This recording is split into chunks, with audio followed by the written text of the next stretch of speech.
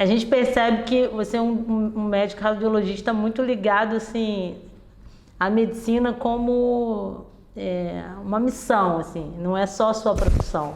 É algo que você tem muito afeto, assim, né? Você coloca a sua vida para cuidar dessas pessoas.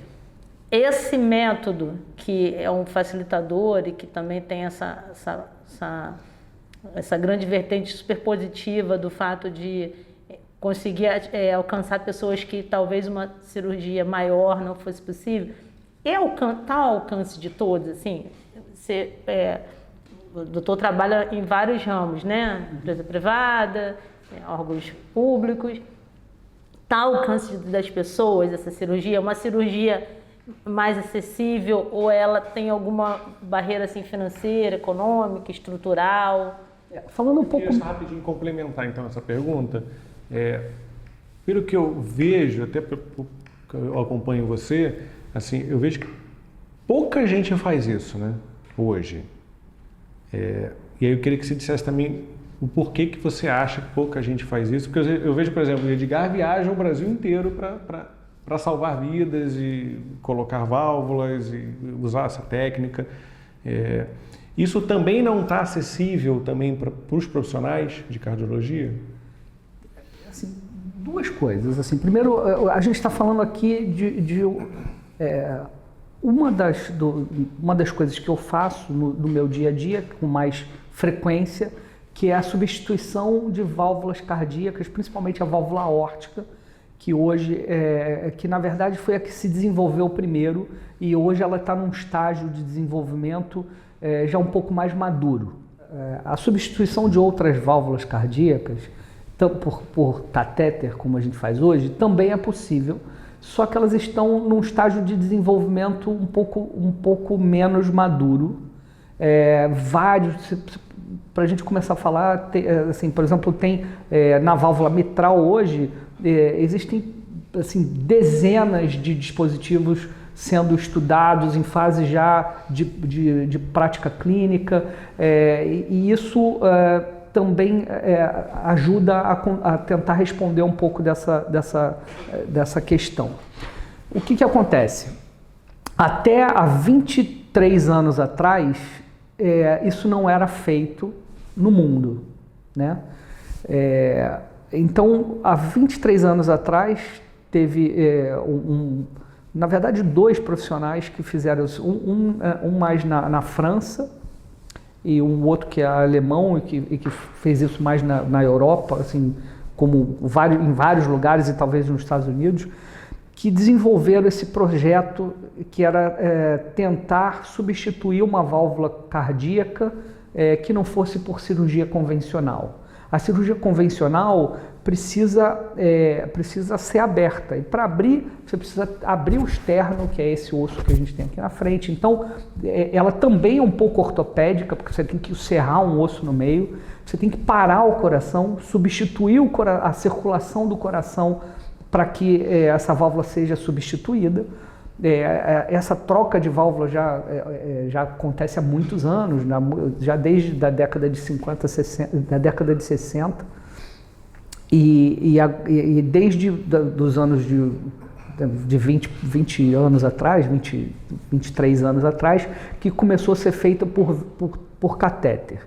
E o primeiro caso foi registrado é o do Alain Crebier, que era um francês que faleceu há pouco tempo e que fez isso adaptando um balão, e ele construiu essa prótese montada num sistema metálico, utilizando mais ou menos o mesmo princípio que a válvula cirúrgica, né, que usa tecidos de pericárdio ou de porco ou de boi, para você criar um tecido semelhante. Não, então é feito um recorte e esse recorte é montado nessa estrutura metálica e que você implanta em cima da válvula doente, essa válvula doente ela está disfuncionante, ou ela não fecha direito, ou ela não abre direito, ela tem dificuldade de se mover.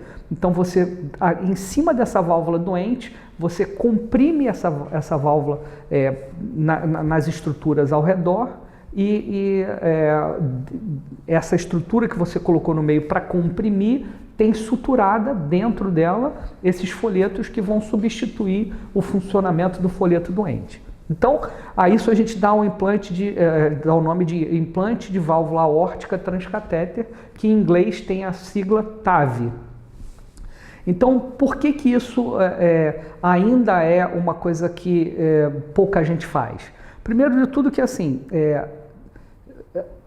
a técnica tem relativamente pouco tempo de existência. Apesar de a gente estar falando de 23 anos, isso depende de um processo de maturação, tanto da sociedade quanto da própria indústria, para poder conseguir produzir, comprovar a sua evidência. A gente começou a utilizar isso somente para aqueles pacientes que não tinham a possibilidade de ser submetidos à cirurgia. Não tinha mais outra alternativa. Não tinha outra alternativa. Esse primeiro caso era um cara que estava morrendo, e que estava morrendo por causa da válvula, e que se não fosse feito isso, que nunca tinha sido feito antes, ele ia morrer. Então,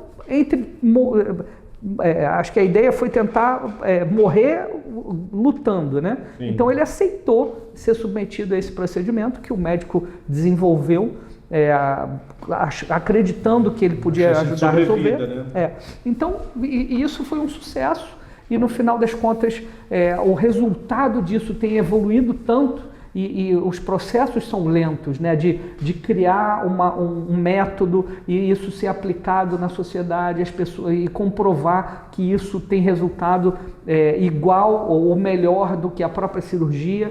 Então, leva um certo tempo para se comprovar isso. Então, tudo isso ainda está numa fase de desenvolvimento que leva menos pessoas a terem isso disponível. Então, tudo que começa a ser feito, né, com medicação nova, dispositivo novo, isso tudo tem um custo muito grande por conta do prazo que foi, não só do prazo, mas do valor que foi criado nessa história toda para poder se criar um método científico de comprovar que realmente funciona. O investimento que foi feito. Exato, o investimento. E aí, por causa disso, as coisas ainda estão se ajustando do ponto de vista de mercado, mas respondendo mais diretamente o que vocês perguntaram, isso hoje já está disponível no SUS, por exemplo, né? Então, o SUS ainda não oferece isso de forma mais ampla, porque ainda existe essa questão do mercado que ainda não conseguiu se adaptar do ponto de vista de o que o SUS pode pagar e o que a indústria consegue vender. Então, esse ajuste de valores ainda está sendo feito,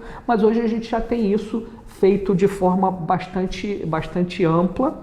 E com relação agora aos profissionais, isso depende também de uma certa... o profissional, para se formar, para poder chegar nesse estágio, ele também são profissionais que são muito especializados, entendeu? Então você, por exemplo, você pode hoje ter cirurgiões cardíacos e cardiologistas intervencionistas fazendo esse tipo de procedimento.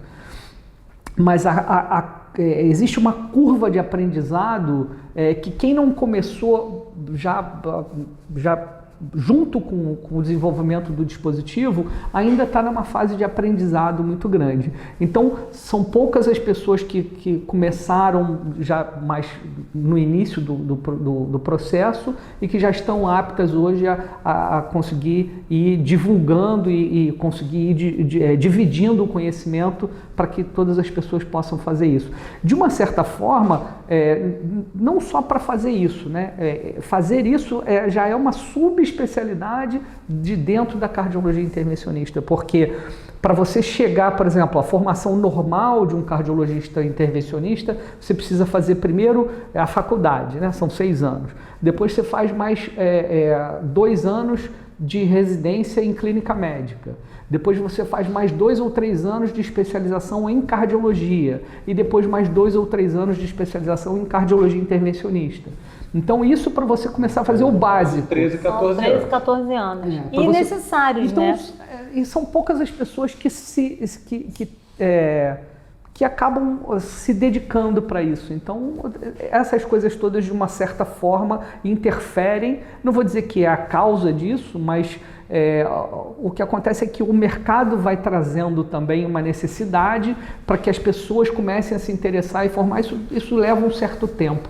Então, é um processo natural de amadurecimento que eu acho que a gente está passando, mas hoje a gente consegue tratar uma quantidade de pessoas muito grande. O Brasil hoje ainda está muito atrás em termos de volume do que, por exemplo, a Europa ou os Estados Unidos, né? A gente não faz hoje talvez 10% do volume que os Estados Unidos façam. Então a gente, em termos de volume, ainda está muito para trás. Vou colocar algo aqui na mesa. Fé, ciência e propósito. Como é que se alinha essas três? Eu quero complementar de novo. Ai, meu Deus! Edgar, conheci Edgar em 2019. Edgar também faz parte do grupo da nossa igreja, né, chamado Perseverança. É um grupo que é coordenado pelo Léo, que foi o nosso primeiro entrevistado aqui. E é um grupo de encontro de casais. E desde então a gente vem crescendo muito, né, nos estudos mesmo da palavra de Deus, da nossa fé. E Edgar, eu cheguei a citar isso, né? Edgar foi uma das pessoas que a gente viu que assim, mais cresceram assim, em termos desse conhecimento e tudo mais. E aí eu queria complementar essa pergunta, Edgar. O quão isso hoje, quanto a tua fé hoje faz diferença na tua profissão? Para mim, de ouvir ele falar, já faz desde o começo. Se ele sabia ou não é outra história, mas já faz. Na verdade, eu acho que são coisas que a gente vai percebendo ao longo do tempo, que a gente às vezes faz as coisas achando que a gente está escolhendo, né, determinadas situações, e aí no final das contas você fala assim, será que fui eu mesmo que escolhi isso, né? Então, eu acho que tudo que está relacionado a Deus tem um tempo, e é um tempo completamente diferente do nosso. E às vezes a gente descobre isso mais cedo, às vezes a gente não descobre, mas eu, graças a Deus, venho descobrindo com o passar do tempo e com o convívio com vocês, de que isso faz parte de um projeto, né? E quanto antes a gente percebe isso e a gente começa a buscar um sentido maior, porque as pessoas falam muito de fé, mas no final das contas é uma coisa que é muito pouco palpável, né? Ela é subjetiva e a gente não sabe efetivamente. Na verdade, se você não estiver pronto, se você não estiver aberto a perceber determinadas coisas ou perceber que as coisas acontecem com nuances que se você não estiver pronto para ver aquilo, você não consegue, né? Você não enxerga, né? Então, acho que eu cada dia vejo mais isso na minha profissão, na minha vida como um todo, e isso faz com que a gente aumente um pouco essa questão da humanidade, né? Da coisa de estar envolvido com as pessoas, da coisa de estar cada vez... lembrando aqui o padre que a gente segue tanto, né, o padre Paulo Ricardo, que sempre diz assim, você só ama o que você conhece. Então, quanto mais a gente conhece... Santo Agostinho também. Exato, ele não fala isso à toa. Né? E a gente vai conhecendo e isso vai transformando a gente vai ficando mais sensível para determinadas coisas, e isso não tem como não fazer parte da tua vida. Isso começa a fazer parte de todo o tempo. Então, eu não sei dizer o quanto que isso interfere na minha vida, mas hoje eu não sei separar as coisas. A gente está sempre, principalmente quando a gente tem coisas mais desafiadoras ou coisas que a gente sente uma necessidade de ter uma proximidade maior, né, de Deus no nosso dia a dia, assim, invariavelmente a gente se pega fazendo uma oração antes de uma Eu ia perguntar isso da cirurgia. Ou de uma cirurgia, ou de alguma coisa que a gente vá, às vezes até assim, para a gente poder conversar com a família, né? Para que a gente consiga tentar entender aonde está aquele problema, né? Porque às vezes a gente não tem capacidade sozinho de perceber aonde está o problema. Então a gente tem que estar sensível a isso. Eu acho que, para mim, ficou muito claro essa questão da fé e da sensibilidade. A gente acaba ficando mais capaz de perceber as coisas, de sentir as coisas, e isso faz com que a gente, enfim, acabe tendo uma postura diferente na profissão, né? Porque não é tratar só o coração, né? É tratar o ser humano através da cardiologia. Eu falo um pouco isso na odontologia, né, Sai? Eu não cuido de dente, cuido do ser humano através da odontologia. Por acaso, o dente também faz parte dessa história toda. Eu até tenho uma rotina minha, que nunca comentei, acho que nem com vocês sobre isso.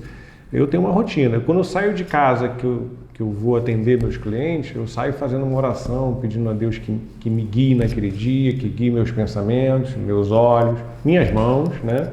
Que a gente precisa dela o tempo todo na nossa profissão, tudo que a gente faz. E que Ele me guiando, eu tenho certeza que a coisa vai sair, vai acontecer, e a gente vai oferecer o nosso melhor ao nosso paciente, ao nosso cliente, né? Quando a gente faz para ele, não tem como dar errado. Tem uma paciente que passou pela vida do Ricardo, não vou citar aqui em que momento, né? Até para não expor a pessoa. Muito jovem. E com uma necessidade, assim, muito, para um jovem, muito impactante. Né? A gente está falando de dente, então se eu tenho que tirar 1, 2, 3, 4 de uma vez, assim, para um jovem é muito impactante.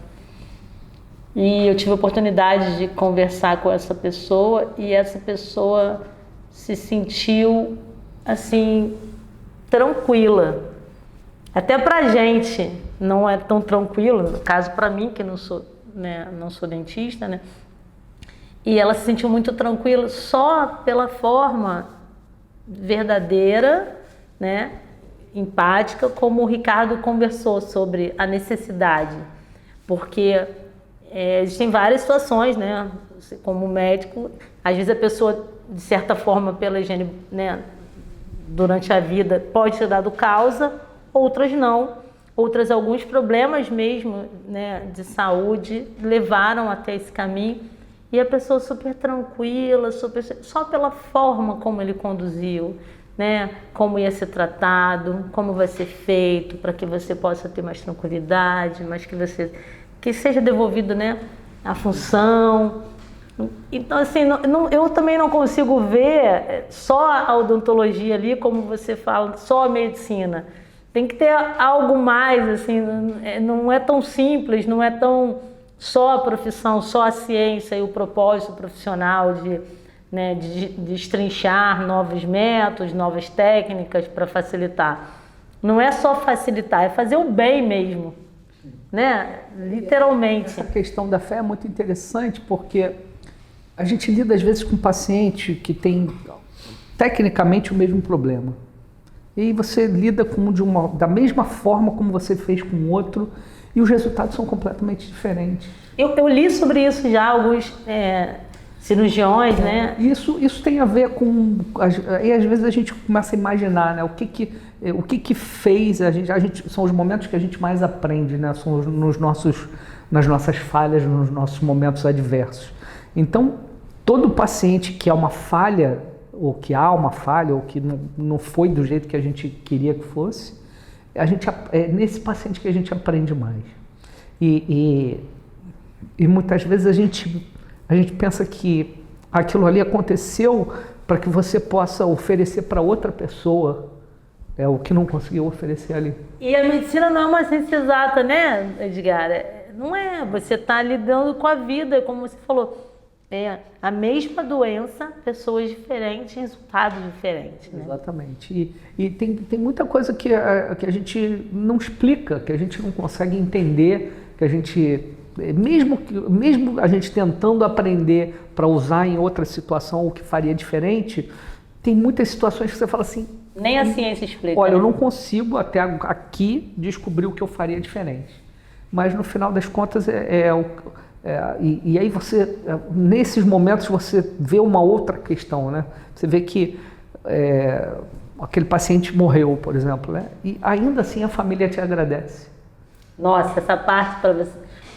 Você como médico, do jeito que você é como pessoa, essa é a parte mais desafiadora, talvez, Doía bastante, realmente. da sua missão, né? Como médico, como ser humano, porque você precisa dar uma notícia, talvez, para aquela família. Você deu o seu melhor, a ciência estava ali, mas por algum que não necessariamente uma falha humana, ou uma falha da ciência, uma falha de equipamento. Eu acho que o agradecimento da família, Edgar, vai mais nesse sentido mesmo. Eles sabem o quanto você fez ofereceu além melhor, daquilo fez tudo que você podia estava ao seu fazer. alcance, talvez, né? E talvez, dentro dos planos de Deus, era o momento daquela pessoa, né? Tem certas coisas que você realmente não explica. Você fala assim, não tinha nada para dar errado aqui.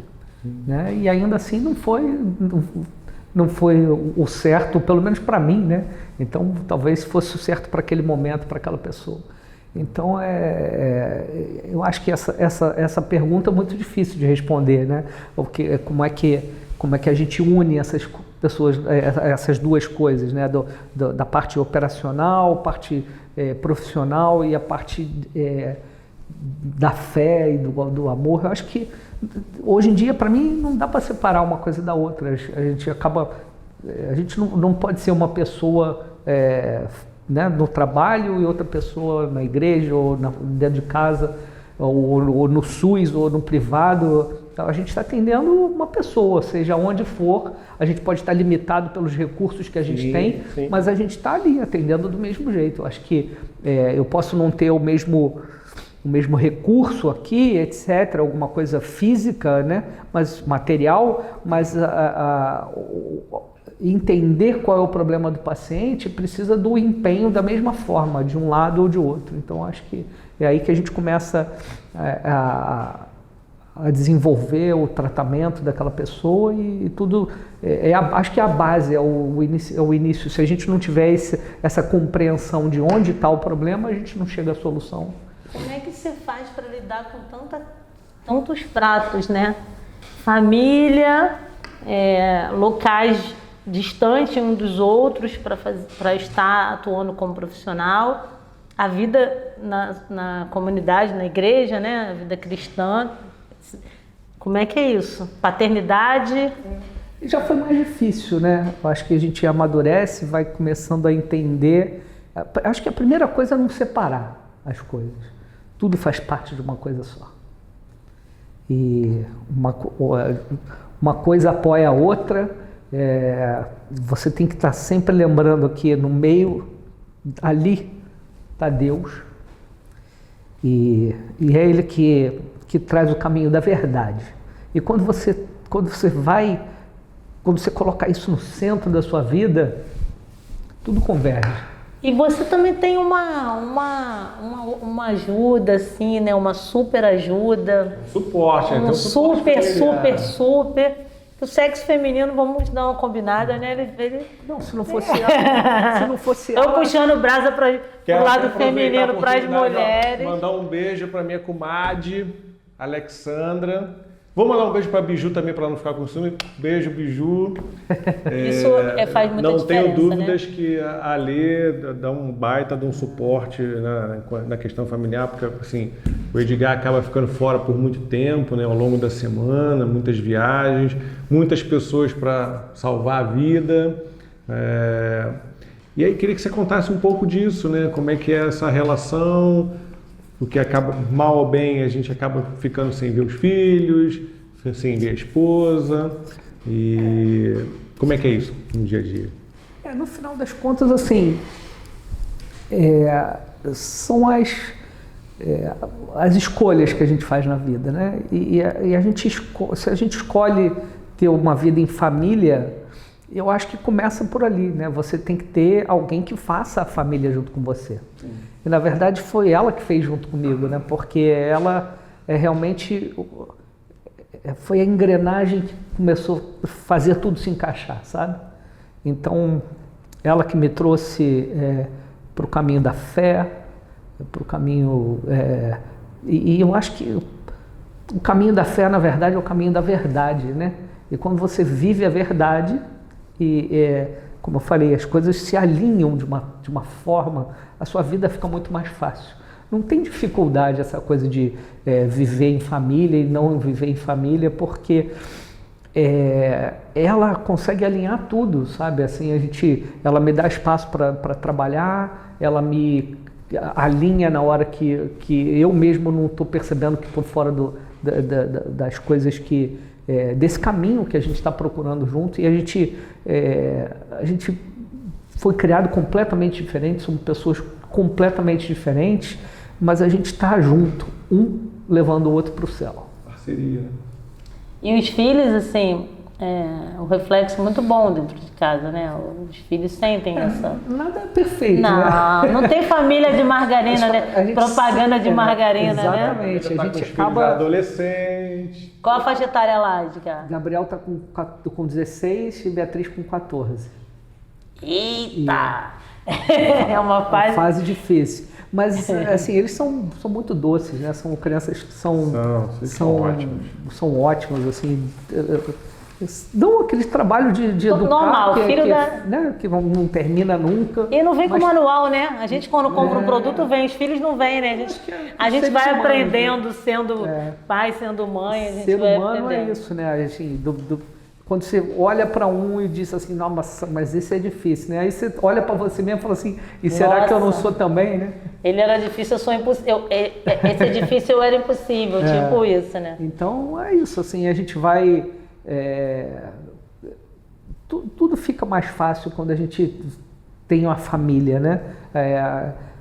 Enfim, acho que a questão da família, e assim, não adianta dizer que, para usar os termos atuais, né, do carnaval, de que a família é enlatada, né? Quer dizer, gente, se não for enlatada, tem que ser, o modelo de família foi criado para ser assim. Isso que faz com que o mundo encontre os caminhos, né?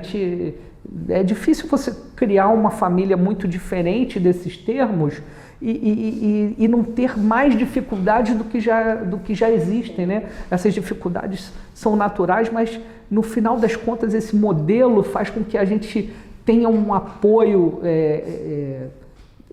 a gente cria uma coisa que não é inteligível, não é uma coisa que a gente consegue desenhar e imaginar. A gente só consegue sentir quando a gente vive nesse formato, né? Eu acho que é tão... É um formato que já dá certo há mais de 2000 anos, né? E as pessoas estão querendo eu acho reinventar. Eu acho até mais, Auer, assim, né? Eu, por exemplo, sou mãe solo agora, né? O pai da minha filha é falecido, enfim... Mas eu acho assim, tantas questões que a gente precisa abraçar, né? Não querendo se criar polêmica, mas enfim, tantos pontos necessários para a sociedade, para a educação. E aí a gente vai colocar em pauta o questionamento da família. Acho assim que existem coisas mais relevantes, a família é tão importante. Eu acho que é meio que por isso, né? É tão precioso. Minha avó, quando eu era pequena, minha avó, uma mulher de muita fé, né? A vida toda. E ela falava uma coisa para mim que eu não esqueço até hoje. O bandido, o ladrão vai entrar o quê? Numa casa com dinheiro ou numa casa sem dinheiro? Ele vai atacar o quê? O que ele sabe que tem valor. A família, né? É o que a gente... Eu, por exemplo, tenho uma filha só, mas para mim, se minha filha está em casa, está dormindo bem, eu estou em segurança, para mim está tudo ótimo. Pode estar chovendo, eu posso estar sem dormir, posso estar com fome, dando pé. Se nossos filhos estão bem, né, nossa casa, os pais, a esposa, no caso de vocês, para a gente já os desafios estão menores. Essa parte mexe muito com a gente, né? É muito importante. Tem alguma coisa que assim, é inegociável para você quando se fala de família?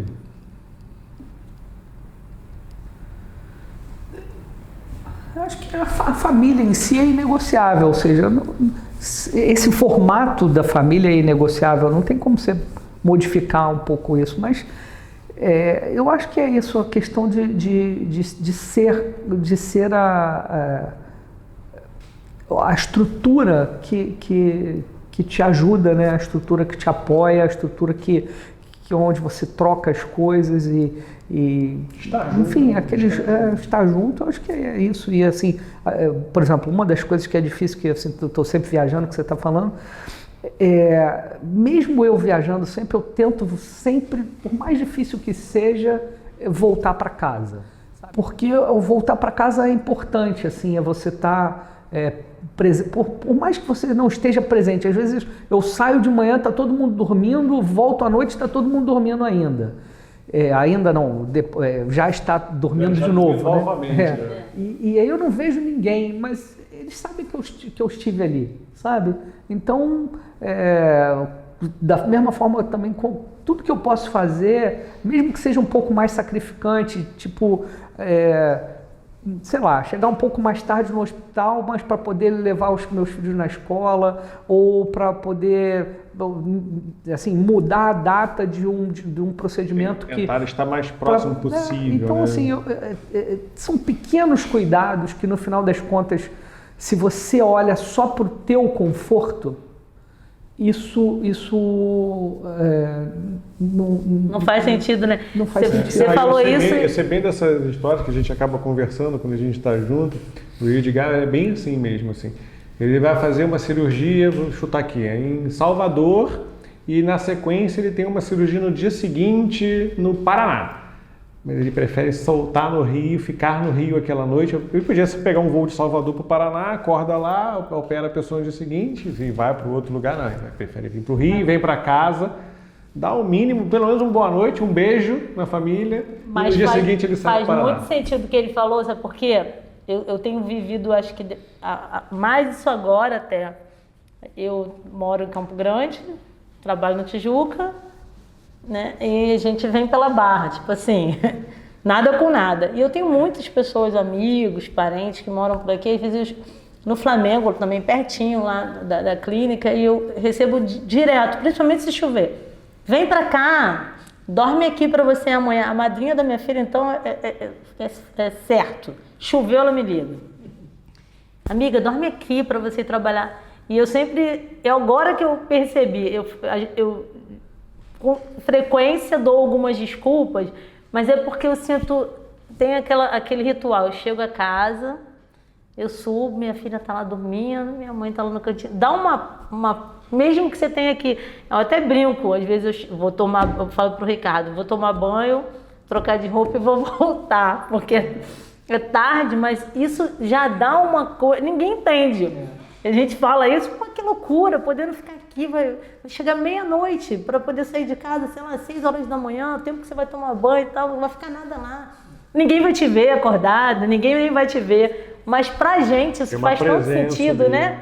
Faz tanta diferença, você olha, ninguém tá te vendo, mas teve um dia que eu até assustei ela, tadinha, que eu cheguei na porta do quarto dela, ela viu um vulto, ela levou um susto. Mas é porque aquela coisa de só olhar ali, meu filho tá bem, tem segurança, agora eu vou tomar meu banho. Aproveita e dá um beijo pra ela aqui, ó. Ela é tímida, você sabe que ela não gosta dessas coisas. Nossa diretora de produção aqui, um beijo, Carolina. A cara séria. Minha filha é tímida.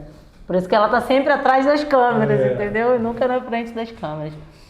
Mas assim, cada vez mais, a cada amigo que chega, né? Vai chegar a hora que virão os mais próximos a mim. E é um ganho, porque o Edgar se emocionou muitas vezes, e isso é muito bacana. Esse é o propósito da gente estar aqui, né? A gente ter pessoas que fazem a diferença na vida das outras, e com certeza eu acho que a gente vai conseguir, alcançando o máximo de pessoas possíveis, a gente vai conseguir tocar. Esse bate-papo que a gente vai trazer aqui semanalmente, a gente precisa entender que ele é para trazer benefícios, ele vai fazer diferença na vida de alguém. Né? A gente os médicos vão ouvir os colegas de profissão do Edgar, e às vezes eu acho que as pessoas de modo geral... A gente mesmo já ouviu pessoas tratando assuntos, tornando mais dando mais visibilidade para alguns assuntos, e a gente sentiu vontade de fazer isso também. Até um exemplo nosso lá na empresa, a gente tem um marketing, toda uma estrutura e tal, mas a gente escutava do paciente, sabe o quê? Mas só tem aí alguma foto ou algum vídeo aí de alguém que fez esse negócio aí? Né? As pessoas, então, mais humildes, que conhecem pouco, né? E o Ricardo uma vez teve um start e falou, pronto, é isso. Quem quiser tirar foto comigo e me permitir, eu vou expor a foto aqui para dar... Porque, assim, não é só o que a gente anuncia, é a segurança de saber, nossa, essa pessoa fez, está feliz, né? Está reabilitada, eu estou mais tranquilo, que eu sei que alguém igual a mim passou por isso e está aí, está tudo bem, está mastigando, né? A gente criou o Corredor da Alegria. Eu coloquei fotos de pacientes finalizados, né? A finalização de pacientes. As mulheres se arrumam, passam batom. Não, hoje não, doutor. Hoje não. Porque eu acabei hoje. Eu venho. Eu falo, eu quero participar. Eu vou. Tem paciente que vai embora. Hoje não, doutor. Eu vou para casa, vou fazer meu cabelo, que eu vou pintar, vou passar batom. E aí as senhoras, elas vão no dia da alta, depois elas voltam para tirar uma foto. Teve até um doutor lá. Nossa, o Rony, que tirou uma foto da paciente, ela parecia um book. Eu falei, nossa, ficou demais, assim, né? Uma pena ficar, que a gente coloca só na clínica mesmo, para dar esse ambiente da alegria, todo mundo sorrindo, todo mundo tranquilo, e passa uma segurança, né, para o paciente, porque eu não estou anunciando algo, eu estou trazendo aqui uma pessoa que tinha as mesmas necessidades, porque a odontologia assusta, tem gente que tem medo. Você deve passar por isso também na medicina e não é diferente. Na cardiologia tem até um perfil. Quanto maior e mais forte, mais medroso. Mas lá também a gente brinca.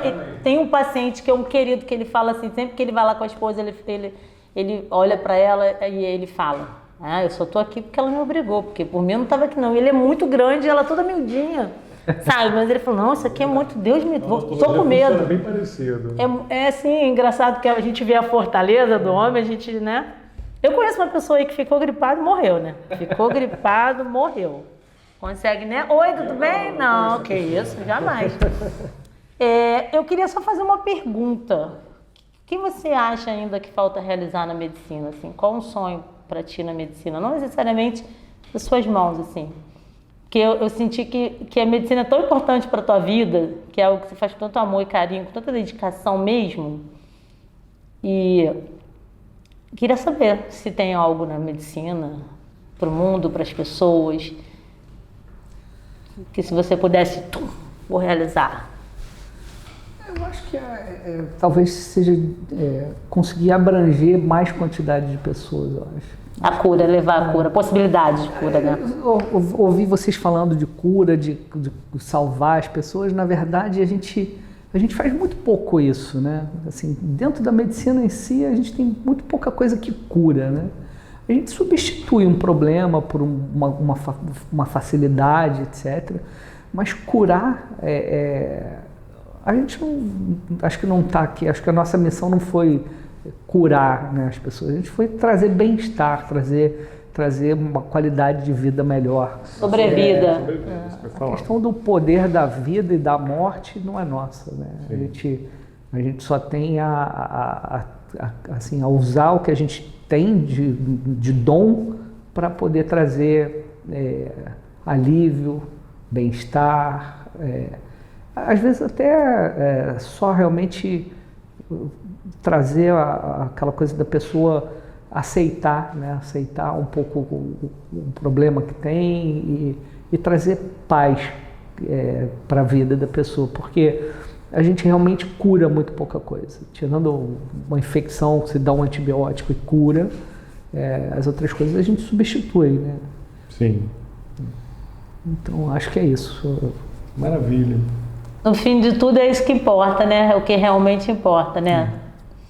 Nossa, eu adorei, achei o máximo, muito legal. Edgar, meu grande irmão, queria te agradecer demais pelo bate-papo. Muito obrigada. Pela sua presença.